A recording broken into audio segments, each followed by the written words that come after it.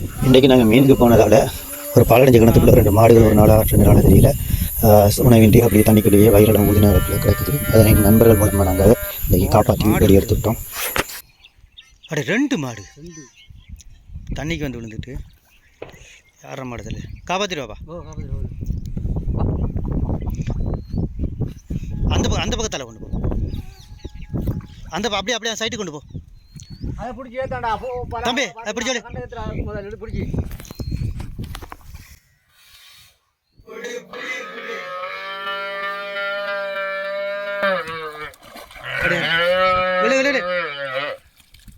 மாஷா அல்லாஹ். Right, இப்போ அடுத்தது வா வா இப்படியே வா இப்படியே வா இப்படியே வா இங்கே வா இங்கே வா இங்கே வா இங்கே வா அங்கே ஏய் ஒருத்தரும் கவனிக்கலையே. பட் அவ காதை எட்டி பிடிச்சேன்னு சரி.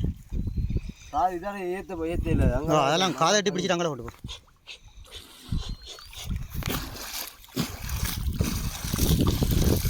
அடி பிடி ரைட் ரைட் ரைட் பிடி பிடி பிடி.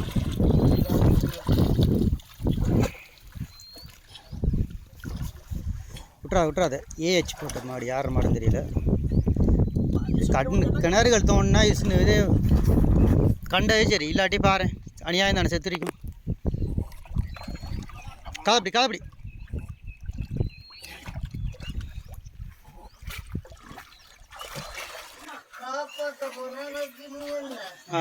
Right right.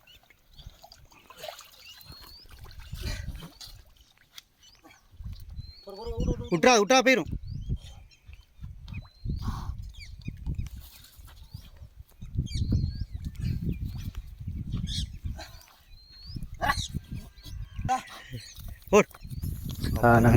உங்களோட வீட்டுக்கு பக்கத்துல இப்படியான பாலடைஞ்ச கிணறுகள் இருந்தால் ஒன்று பராமரித்து சுற்றி கட்டிக்கொள்ளுங்க.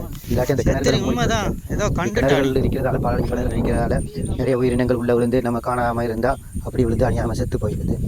கொஞ்சம் கவனமாக இந்த கிணறுகளை பராமரித்து அது நல்லபடியாக கொஞ்சம் பார்த்துக்கொள்ளுங்க.